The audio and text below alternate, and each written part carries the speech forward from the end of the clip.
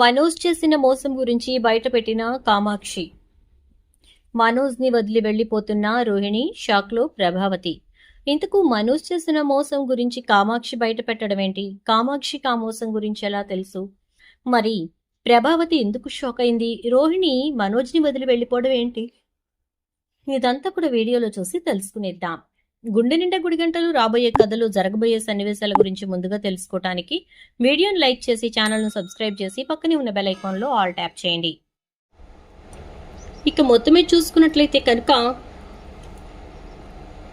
మనోజ్ అయితే మీనా నగలను తీసుకెళ్లి అమ్మేశాడు. కరిగించేశారు అని చెప్పి కామాక్షికి చెప్పేసరికి కరిగించేశారు అని చెప్పేసి ప్రభావతికి చెప్పేసరికి ప్రభావతి ఒక్కసారిగా షాక్ అయిపోతుంది. అలా షాక్ అయినటువంటి ప్రభావతి, కరిగించడం ఏంట్రా, మనం తాకట్టు కదా పెట్టింది అని చెప్పానంటే, తాకట్టు పెడితే 2.5 లక్షలే వస్తాయన్నారమ్మా, అందుకే అమ్మేసి 4 లక్షలు తీసుకొచ్చాను, అందులోంచి 50,000 నీకే ఇచ్చింది రోహిణి అని చెప్పని అనగానే, ఏం మాట్లాడుతున్నావో అర్థమవుతుందా నీకు? 4 లక్షల రూపాయలకి నగలు అమ్మేసి ఆ డబ్బు తీసుకొచ్చి లాభం అని చూపించి అందులోంచి 50,000 నాకు ఇచ్చారు. ఏవైనా ఉందా అసలు? ఇప్పుడు నేనేం చెప్పాలరా? మీ నాయనమ్మకు చేయించటానికి ఆ నగల్ని తాకట్టు పెట్టాలి అని చెప్పేసేసి వాళ్ళు అనుకుంటున్నారు. ఇప్పుడు ఆ నగలు లేవు అని చెప్తే ఇంకా నన్ను బ్రతకనిస్తారా అని చెప్పని అంటూ ఉంటుంది ప్రభావతి.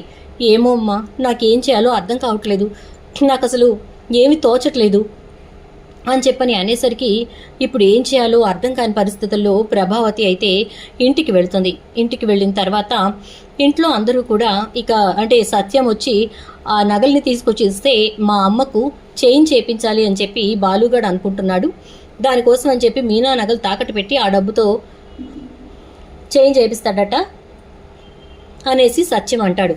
ఇప్పుడు ఉన్న నగలు తాకట్టు పెట్టి మరీ బంగారం కొనాల్సినంత అవసరమే ఉంది, అయినా బంగారం రేటు ఎంత రేట్లో ఉందో తెలుసా అని చెప్పని అంటూ ఉంటుంది ప్రభావతి.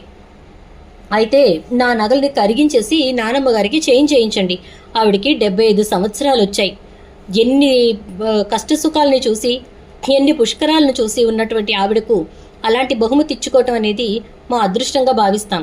ఎలాగూ నేను ఆ నగలు వేసుకోను, మా ఆయన కొన్న తర్వాతే నేను వేసుకుంటాను, కాబట్టి ఆ నగలు అలానే పక్కన ఉంటాయి కదా, అందుకే అవి ఇవ్వండి, వాటిని తీసుకెళ్ళి మేము కరిగించి పోనీ నాయనమ్మ గారికి అమ్మమ్మ గారికి చేపిస్తామంటుంది మీనా. ఆ మాటలతో ప్రభావతి, అంతా నీ ఇష్టమేనా? అసలు ఆ బంగారం పెట్టింది మేము, కాబట్టి అది మా బంగారం, మా ఇష్టం వచ్చింది చేస్తాం అని అంటుంది. ఏం మాట్లాడుతున్నావు ప్రభా, మీ ఇష్టం వచ్చింది చేయడం ఏంటి? కొంపదీసి ఆ నగల్ని కూడా స్వాహా చేసేసాడా ఏంటి మనోజ్ గాడు అంటాడు సత్యం. అయ్యో, అలా మాట్లాడతారేంటండి, అసలు అలా ఎలా ఆలోచిస్తున్నారు మీరు? మనోజ్కి ఆ నగలకి ఏం సంబంధం ఉందండి అని చెప్పనంటే, మరి ఇంకెందుకు నువ్వు అంతలా ఇదైపోతున్నావు, ఇంకెందుకు నువ్వు అంత బాధపడిపోతున్నావు అని చెప్పని అంటాడు. అనేసరికి అది కాదండి, ఇప్పుడు అత్తయ్య గారికి మనం చేయించటం అనేది మంచి పనే, కాదనను, కానీ అలా అని చెప్పి ఇంట్లో ఉన్న బంగారాన్ని తీసుకెళ్లి మరీ తాకట్టు పెట్టి చేయించటం అంత అవసరం ఉందంటారా అని చెప్పని అంటే, వాళ్ళు ముచ్చట పడ్డారు, వాళ్ళు చేయించుకుంటారు, నీకెందుకు బాధ, తీసుకొచ్చి సైలెంట్గా ఆ నగల్ని నువ్వు బాలుగడి చేతిలో పెట్టు, ఏం చేయాలో వాళ్ళు చేసుకుంటారు అంటాడు. ఇక ఆ మాటలతోటి ప్రభావతి ఏం చేయాలో అర్థం కాని పరిస్థితుల్లో, సరేనండి పెడతాను, వాడి చేతికే ఇస్తాను అని చెప్పి ఇక బీరువా దగ్గరికి వెళ్ళడం బయటికి రావడం, బీరువా దగ్గరికి వెళ్ళడం బయటికి రావడం, ఏం చేయాలో ఆలోచిస్తూ ఉంటుంది. లోపల ఆలోచిస్తూ ఐడియా అని చెప్పేసేసి, ఏమండి నగలు కనిపించట్లేదు అని చెప్పని అంటుంది. నగలు కనిపించకపోవడం ఏంటి ప్రభా, ఏమైపోయాయి నగలు అని చెప్పని అంటాడు. ఏమయ్యాయో ఏమో నాకు తెలియదండి, నగలు కనిపించట్లేదు, చూడండి బీరువా అంతా గాలించాను, ఎక్కడా లేవండి అని చెప్పని అంటూ ఉంటుంది. బీరువా అంతా గాలించిన నగలు లేవు అంటే అయితే అవి బ్యాంకులో ఉండాలి, లేదా తాకట్టు పెట్టుండాలి.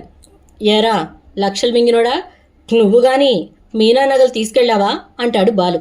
రే ఏం మాట్లాడుతున్నావు, మీనా నగలు తీసుకెళ్లాల్సిన అవసరం నాకేంటి అని అంటాడు. ఒక్కసారిగా ప్రభావతి షాక్ అయిపోతుంది.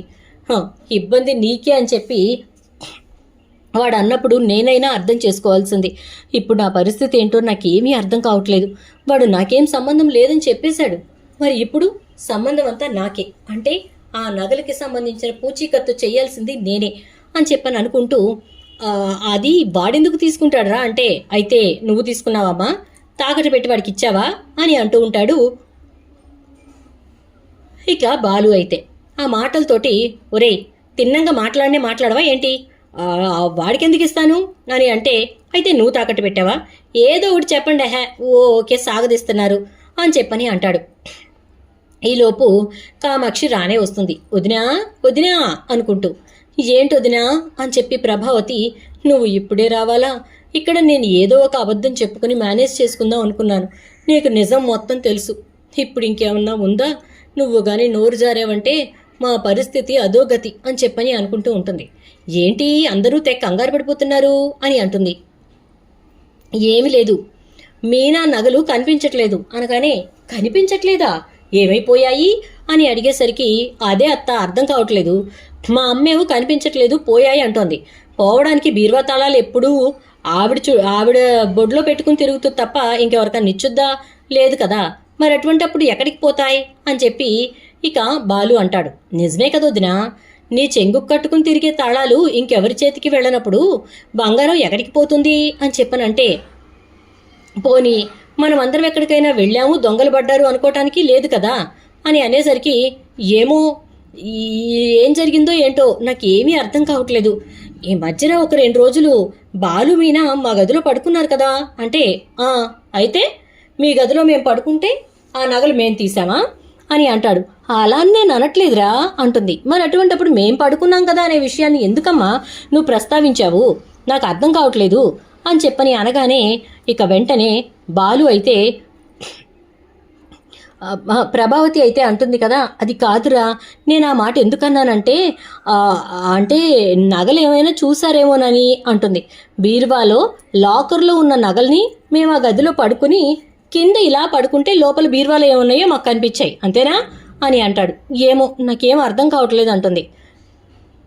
నాన్న ఈ వ్యవహారం తేడాగా ఉంది, నీకు అనిపిస్తుందా లేదా అలా అని అంటే, అవునరా నాకు అనిపిస్తోంది, ఖచ్చితంగా ఏదో జరిగింది అని అంటే, నాకైతే ఎందుకో మనోజాన్ని చేసిన 4 లక్షల సేల్కి ఈ బంగారానికి లింక్ ఉందేమో అనిపిస్తోంది అంటాడు రవి.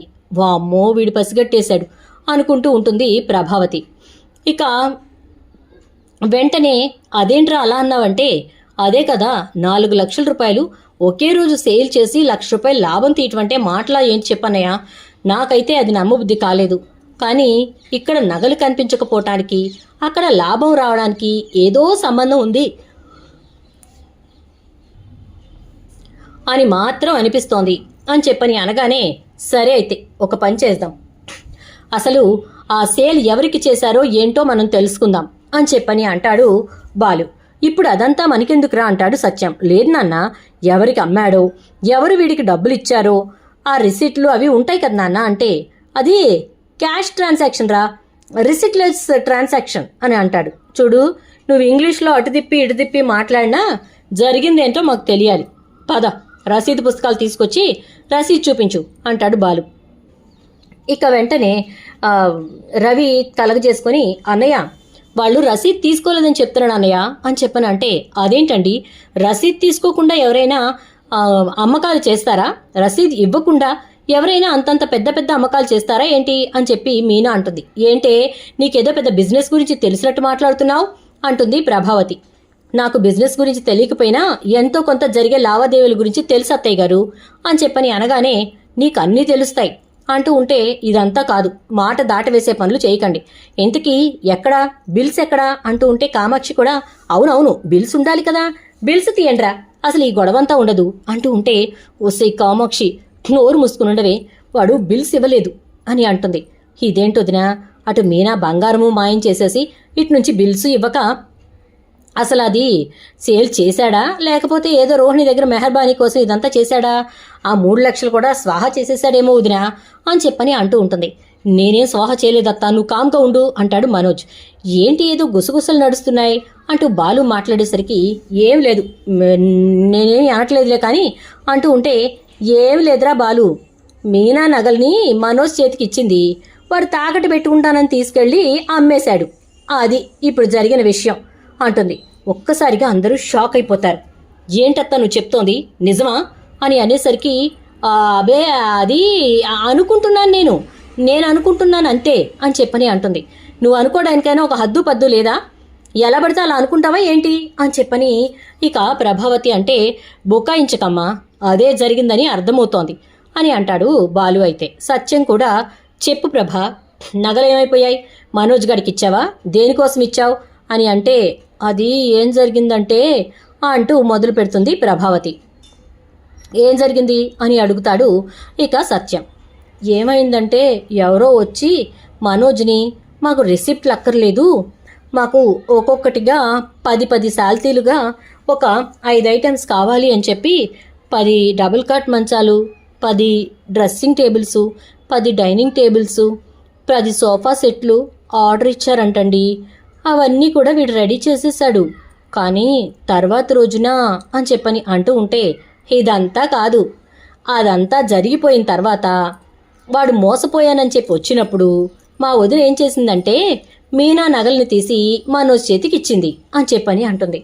అదేంటి మీనా నగలు అని చెప్పనంటే మనోజ్ గారు అడిగాడు కదా, మీనా నగలు ఇవ్వమ్మా అని చెప్పి తాకట్టు పెట్టి డబ్బులు తీసుకొచ్చుకో అని చెప్పి మీ అమ్మ చెప్తే తీరా చేసి అవి అమ్మేసి ఆ 4 లక్షలు పట్టుకొని వచ్చాడు అయ్యా. 3 లక్షలేమో డిస్ట్రిబ్యూటర్ కట్టాడు, ₹1,00,000 లాభం వచ్చిందని ఇంటికి తీసుకొచ్చాడు అంటుంది కామాక్షి. ఇక ఒక్కసారిగా ఏం మాట్లాడాలో తెలియక ప్రభావతి నూరెళ్ళబెట్టి చూస్తూ ఉంటుంది. నేనేదో నష్టం వచ్చిందని కవర్ చేసి ఏదో ఒకటి చేద్దాం అనుకుంటే జరిగింది మొత్తం పొసుగుచ్చినట్టు ఇక్కడ అందరి ముందు చెప్పేసింది కామాక్షి. ఇప్పుడు నా పరిస్థితి ఏంటో అనుకుంటూ ఉంటుంది ప్రభావతి. ఇక సత్యమైతే ఏంటి ప్రభా, అదేనా జరిగింది, అంతేనా నిజం అని అంటే అది కాదండి, అంటే ఏం జరిగిందంటే అంటూ ఉండేసరికి నాకు అర్థమైంది ఏం జరిగిందో, నువ్వు సైలెంట్గా ఉండు, క్లియర్గా అర్థమైంది ఏం జరిగిందో అని అంటూ సరే ఇదంతా కాదులే కానీ నేనేం చేయాలో అదే చేస్తాను, అందరూ సైలెంట్గా ఉండండి అని చెప్పేసి ఇక అటునుంచి సుశీలకు ఫోన్ చేసి అమ్మా నీకోసం చైన్ కొందామని చెప్పి నేను అనుకున్నాను, కానీ ఇక్కడ పరిస్థితులు కనిపించట్లేదు అని చెప్పానంటే నాకేమీ అక్కర్లేదురా, నేనే ఇంకా నా బాలుగాడి కోసం చైన్ చేయించాను, తీసుకొని వస్తున్నాను, నా 75 ఏళ్ల పుట్టినరోజుకి వాడికే కదా నేను బహుమతి ఇవ్వాల్సింది అంటూ ఉంటుంది ఇక అటునుంచి సుశీల. ఇక ఫోన్ పెట్టేసిన సత్యం, ఇప్పుడు చెప్పు ప్రభా, అక్కడ ప్రాబ్లం అయితే సాల్వ్ అయింది, నీకెంత ధైర్యం ఉంటే ఎవ్వరికీ చెప్పకుండా వాడికి సంబంధం లేనటువంటి నగల్ని వాడి చేతిలో పెడతావు అని చెప్పని అంటాడు. అది కాదండి, నేను ఇలా జరుగుతుందో అనుకోలేదు, తీరా చూస్తే వాడు అమ్మేశాడట, వాళ్ళేమో ఆ నగలు కరిగించేశారట అంటూ ఉంటే ఇక బాలు అందుకుంటాడు. అబ్బబ్బబ్బబ్బా, ఎంత బాగా నీ ఎరుసుబుద్ధి చూపించావమ్మా, మొత్తానికి నేనంటే ఇష్టం లేదన్నావు, నన్ను కొడుకునే కాదన్నావు, నాతో పాటు నా భార్య కూడా ఇష్టం లేదన్నావు, కోడలే కాదన్నావు, అన్నీ అయిపోయినాయి కదా అనుకుని నువ్విచ్చిన నగలు నువ్వే తీసుకో, నువ్వన్న మాటలకి అన్ని చేతిలో పెట్టినందుకు నువ్వు ఆ నగల్ని తీసుకెళ్ళి వాటిని కూడా ఇల్లంతా ఈ రోజున ఇన్ని రకాల ఇబ్బందులు పడ్డానికి కారణమైనటువంటి నీ పెద్ద కొడుకు చేతిలోనే పెట్టావంటే నువ్వు ఎంత గొప్ప ఆదర్శవంతమైన తల్లివమ్మా. నిజంగా నీలాంటి పక్షపాత బుద్ధి ఉన్నటువంటి తల్లి ఈ భూప్రపంచంలో ఇంకెవ్వరికీ ఉండదేమో అని అంటూ ఉంటాడు బాలు. ఆ మాటలతోటి ప్రభావతి, అది కాదురా, నేను ఇలా అవుతుంది అనుకోలేదురా అంటే వాడు ముందు నుంచి స్వార్థపరుడమ్మా, మామూలు స్వార్థపరుడు కాదు, నీకు తెలియని వాడి స్వార్థ బుద్ధి గురించి ఈరోజు నేను చెప్తాను విను అంటే ఒరే బాలు అంటాడు సత్యం. లేదు నాన్న, చెప్పాలి, ఇంతకాలం దాచిపెట్టి వాణ్ణి పోనీలే అనుకున్నాను, కానీ మా అమ్మ వాడిని ఇంకా నమ్ముతోంది చూడు, అలాంటప్పుడు అసలు వాడేంటో, వాడి మనస్తత్వం ఏంటో, వాడు చేసిన తప్పేంటో ఈ మహాతల్లికి తెలియాలి. వాడి భార్య ముందు వాడు తలదించుకుని నుంచోకూడదు అని చెప్పి ఆలోచించిందే కానీ నా భార్య ముందు నేనెంత తలదించుకుంటానో ఆలోచించిందా నాన్న. ఇప్పుడు మీనా నా కళ్ళల్లోకి చూసి నమ్మి నీ తల్లి చేతిలో నేను నగలు పెట్టాను, నీ తల్లి వాటిని నీ అన్నయ్య చేతికిచ్చి అమ్మించింది అని చెప్పి చూస్తుంటే నేను ఏం సమాధానం చెప్పను నాన్న అంటే అలా నేనెందుకు అంటానండి అంటుంది మీనా. నువ్వు అనక్కర్లేదు, నీ చూపులే అలా చెప్తూ ఉంటాయి మీనా, నువ్వు అనక్కర్లేదు అంటూ ఉంటాడు. ఇక ఈలోపు ప్రభావతి, ఏంట్రా ఏదో నిజం చెప్పాలి అన్నావంటే చెప్తాను, వినడానికి గుండె గట్టిగా పట్టుకుని ధైర్యంగా విను సరేనా అని అనగానే ఏంటో చెప్పు అని చెప్పని అంటుంది ప్రభావతి. ఏ కొడుకైతే గొప్పవాడని, ఏ కొడుకైతే డిగ్రీలు తోకల్లా పెట్టుకున్నాడని, ఏ కొడుకైతే నిన్ను ఉద్ధరిస్తాడని ఆలోచన చేసుకుని చిన్నప్పటి నుంచి నెత్తిన పెట్టుకున్నావో ఆ కొడుకే నీ జయరాంని నీళ్ళల్లోకి తోసి చంపేసింది అని చెప్పని అంటాడు. రవి ఒక్కసారిగా అన్నయ్య ఏం మాట్లాడుతున్నావు అంటే, అవునరా, చిన్నప్పుడు జయరాంని నేను నీళ్లల్లో తోసేసి చంపేశాను అని చెప్పి అనడం వల్ల నన్ను తీసుకెళ్లి జైల్లో పెట్టారు. నేను ఆ విషయాన్ని ఒప్పుకోలేదు, కానీ ఒప్పుకునే పరిస్థితులు మనోజ్ గారు తీసుకొచ్చాడు. వాడి నోటితో వాడు ఏం చెప్పాడు? వాడిని నీళ్లల్లో తోసేసింది బాలుగాడే అని చెప్పాడు కదా. సో నేనే ఆ నీళ్లల్లోకి తోసేసిన వాడిని అని చెప్పి ఒప్పుకుని నేను వెళ్లే పరిస్థితి తీసుకొచ్చాడు. నేను వెళ్ళడానికి కారణం ఏంటో తెలుసా? అమ్మకు అప్పటికే నేనంటే నచ్చదు, ఇష్టం లేదు. జాతకరీత్యా నా వల్లే నాన్న ఆఖరి రోజున మీనా వాళ్ళ నాన్నని యాక్సిడెంట్ చేసి చంపారు అని చెప్పేసేసి అక్కడ వచ్చినటువంటి మాట. ఇలా ఎన్నో రకాలుగా కాదు, నాన్నకు యాక్సిడెంట్ అయ్యి కాలు విరిగింది కదా అప్పుడు. సో అది నా వల్లే, నా జాతకం వల్లే అని మా అమ్మ నమ్మకం. ఆ తర్వాత జరిగిన వాటి పరిణామాలకు కూడా నేనే బాధ్యుణ్ణి అని చెప్పి మా అమ్మ బాధ్యుణ్ణి చేసింది. అలా మీనాని నాకు కట్టబెట్టారు. సో ఇంతలా నా మీద నెగిటివిటీ స్ప్రెడ్ చేసుకుని ఉండటం వల్ల నేనిక ఆ నేరం నేనే చేశాను అని ఒప్పుకుని వెళ్ళటం మేలు. ఒక పక్క ఒక బిడ్డను కోల్పోయింది, మరో పక్క ఒక బిడ్డంటే ఇష్టం లేదు.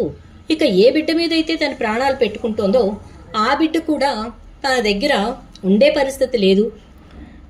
వాడే ఒక హంతకుడు అని తెలిస్తే ఆమె తట్టుకోలేదని చెప్పి నేను ఎందుకొచ్చిన గొడవ అని వెళ్ళి జైల్లో కూర్చున్నాను. అర్థమైందా అమ్మా? ఇక్కడ తప్పు ఎవరిది? వాడి మీదకు నేరం రాకుండా నా మీదకు నెట్టినప్పుడు నేనే నోరు విప్పి ఒరేయ్ నువ్వే కదరా నీళ్లల్లో తోసేశావు అన్నట్టయితే నేను మంచివాడిని అయ్యుండేవాణ్ణి. ఈరోజు నీకు ఇష్టం లేని కొడుగ్గా ఇక్కడ నిలబడాల్సిన అవసరం ఉండేది కాదు. ఆ రోజు నేను గట్టిగా గదమాయిస్తే వాడంతటి వాడే నిజం ఒప్పుకుని ఉండేవాడు. కానీ నేను నీ గురించి ఆలోచించి నీ మీద ప్రేమతోటి, నీ మీద ఉన్నటువంటి మమకారంతో నేను ఆ నేరాన్ని నా మీద వేసుకుని జైలుకు వెళ్ళాను. కానీ ఆ విషయం ఇప్పటి వరకు వాడు కనీసం నీ దగ్గరకు వచ్చి ఒప్పుకున్నాడా? అమ్మా జరిగింది ఇది, నా మూలాన బాలుగాడు జైలుకు వెళ్ళాడు, తప్పు చేసిన వాడిని నేను అని చెప్పాడా అని అంటూ ఇక బాలు అనేసరికి ఒక్కసారిగా రోహిణి షాక్ అయిపోతుంది. ఏంటి బాలు నువ్వు చెప్పేది అంటే, అవును పార్లరమ్మా, ఇదే నిజం, జరిగిన నిజం.